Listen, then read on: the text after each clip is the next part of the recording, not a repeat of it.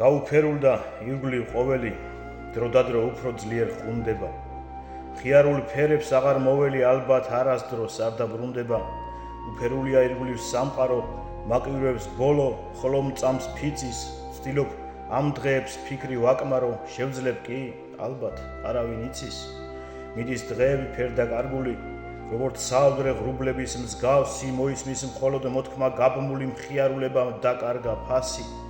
ნაცრისფერია ჩემი ეპოქა, აქა-იქ დასდევს მკრთალი ნოტები, გონებს სამყაროს ესეც ეყოფა, აქ სიკეთესაც აჭრეს ტოტები.